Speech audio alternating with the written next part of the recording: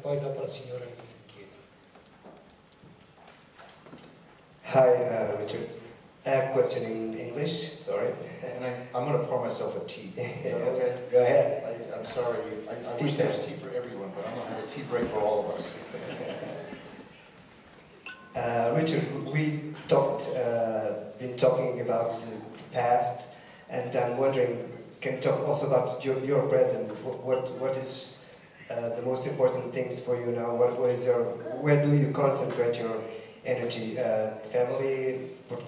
Does your projects do you face them in a different way? I would like to know what your comment on that. Thank you.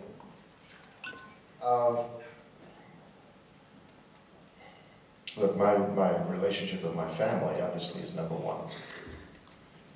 And my relationship with my teachers is on the same plane. That I just came back from Kathmandu and the very high region Sorakumbu in Nepal.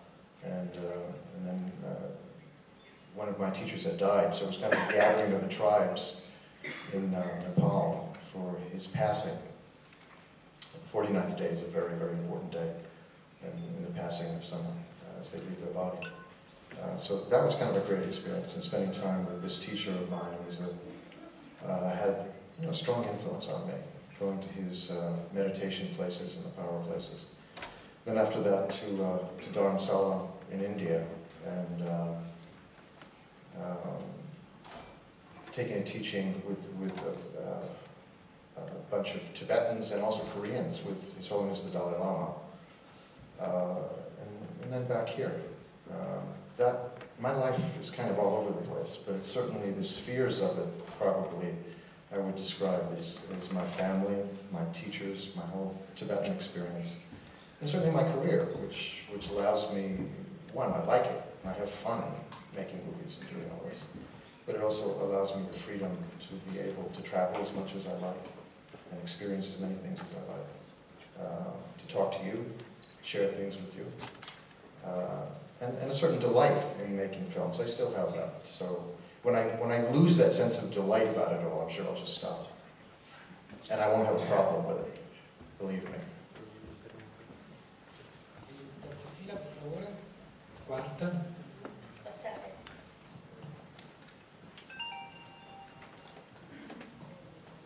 Buongiorno, Sergio. Buongiorno.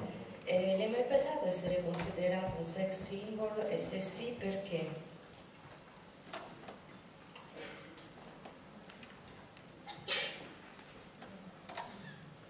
You ask that question like you're presupposing I've had a lot of problems with it.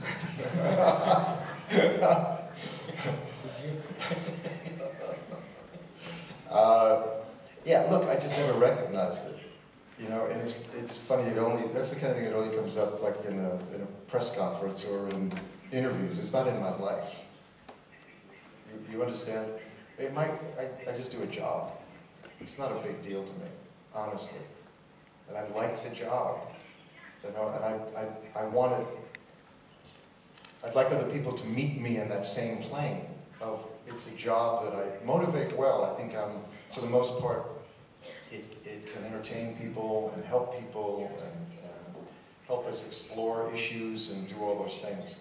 But the labels around it to me have no meaning whatsoever. Thank you.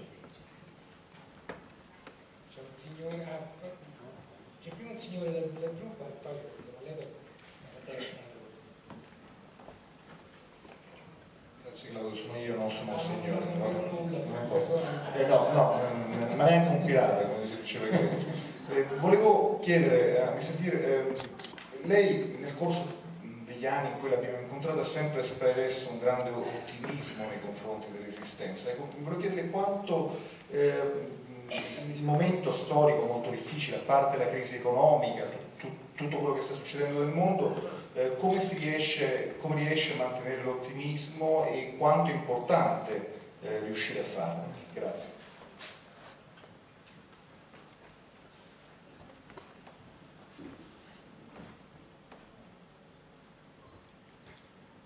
Yeah, look, I can say these kind of things because I'm 62 years old now. I'm not 22. But the reality is the center of who we are is not hard and tight and afraid. The center of who we are is love and compassion and generosity. I've come to believe that and feel that intimately in my own heart. That's really what the universe is. The stuff on the surface that causes so much pain and so much turmoil and conflict and violence and suffering, that can be removed. It's not part of who we really are. So if we do the work to understand the process of our own suffering, other people's suffering, we can remove the causes of that and reveal who we really are, which is that we're all deeply, intimately interconnected. And the basis of the quality of that is really compassion and wisdom. That's what we are. And it's possible to access that. Now, of course, that's optimistic. That's who we really are. You know, it's like we're walking around in some semi-nightmare, all of us, that we just need to wake up. And it's a tricky process to remove all that because we're so habituated to it. But we don't have to live in that semi-nightmare. We don't have to. We can wake up. And I know we can wake up. I've seen it over and over again. C'è prima un signore lì in fondo, dovrebbe anche essere mio fratello, non vedo nulla, scusate. No, ti rassicuro, non sono tuo fratello. Buongiorno Mr. Gere, volevo chiedere questo. Prima ha detto che tutti noi sperimentiamo un disagio verso la realtà. Io volevo sapere per lei in questo momento qual è il disagio maggiore che prova a livello globale con quello che sta succedendo. Ieri abbiamo avuto un film per esempio di Curtis Hanson, Too Big to Fail, sulla crisi di Wall Street, se si sente vicino a chi anche oggi sta protestando a Wall Street. E seconda cosa, se oggi trova nelle giovani leve, diciamo, qualche attore che pensa le possa assomigliare, che sente vicino. Grazie.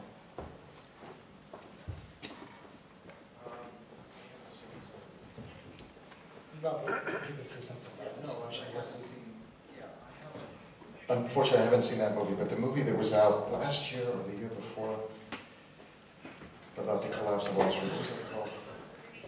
Lehman Brothers. Lehman Brothers collapse. Not Lehman, well maybe it was called that year. It actually won the Academy Award for documentaries. Inside Job. Inside Job, thank you. That to me was my favorite film of that year. I voted for that in the Academy as best film because it was such a visceral experience of the film demonstrating clearly how we got into a situation through an extraordinary greed and an extraordinary detachment from responsibility. And the other irony that everyone who had created this crisis, they didn't lose their jobs, they got bumped upstairs and actually became part of our government. That was a very disturbing film to me. And so I think that all of us can feel a sense of outrage and being violated, a sense of being raped by this sense of greed and irresponsibility. I think the fact that for the most part these demonstrations have been nonviolent and intelligent and heartfelt is a very good thing. I think the more that the powers that be can start to articulate, help people articulate what these emotional issues are and create solutions, real-world solutions to them, I think this movement really has some possibilities. It's amazing how universal it is. We were talking about it today. I know in Italy this has not been a big movement. Not yet. But it is amazing to me that this, and especially with the internet, how the information of this has gone around the world everywhere. People are going to have to listen. You know, this extraordinary sense of greed and irresponsibility, again, can be removed from the bad guys. They're redeemable also. And I think in the end, I'm just thinking about something that happened to me with the Sandinistas many years ago. And I asked him if he would ever be able to, a doctor with the Sandinistas, if he'd ever be able to forgive us, the United States, for what we had done in Central America. And he took a deep breath and he said, if we couldn't forgive, what was the revolution for? A very powerful statement. If we can't forgive, we're all redeemable, but we have to be accountable as well. And the people with this extraordinary greed and irresponsibility are accountable and should be held down. The second part of the question was if there is a young actor you really admire now, young male actor.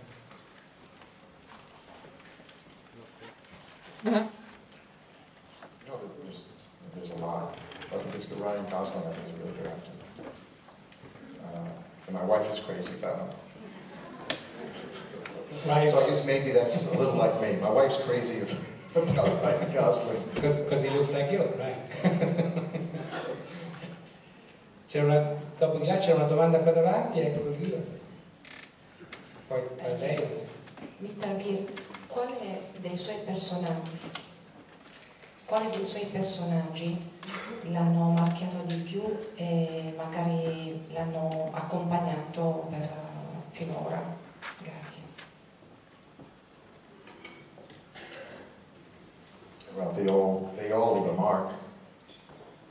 You know, I talked to one of my teachers once about playing characters, some of which do some very bad things, and some violent things or destructive things. And I said, should I be careful about playing these kind of characters and what residue they leave in my own mind? He said, well, and I said, I do my best to motivate it properly. I don't just randomly think or do bad things, but I'm very clear about my motivation in doing these things and telling stories. And he said to me, look, I'll be honest with you, it always leaves little residue. There's always something left over. And I think it's probably true on all levels of playing a character. Of course, the character comes from me. It's not alien to me. So even the shadow side things that come up are not other than me. But I certainly become more aware of them in the portraying of them. I think there's a healthy way of being an actor. Again, these other kind of hidden sides of oneself do emerge. And again, they're not coming in from outside, they're coming from inside out.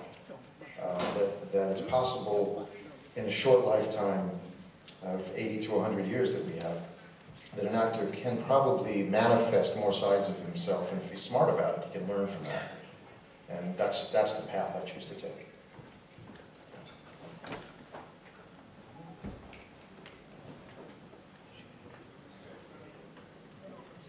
Ah, scusate, no, adesso mi giro, guarda. C'era un po' di arretrato. Adesso toccherà. There is a protest going on over here. This is a demonstration, I feel, is going to be emerging here. Mi prendo le mie critiche senza problemi. Quindi adesso c'è una signora in davanti, poi toccherà. Buongiorno, volevo sapere, da quando lei ha iniziato a fare cinema ad oggi è cambiato proprio il modo di fare cinema. Volevo sapere se secondo lei la tecnologia nel cinema è un aiuto oppure no, e qual è il suo rapporto personale con la tecnologia. Grazie. I remember years when I made Cotton Club with Francis for Coppola, which was one, you know these things better than me. When was Cotton Club? 80s, early 80s. He was talking about, and he was only partly kidding, that he could make a movie at that point that was computer generated. And we thought it was a joke, but now we see it. That stories are being told by totally computer generated characters. I think they're finding that the kind of magic of acting can't be really generated by a computer. So you need actors who give the, I don't know what the technique is called, but you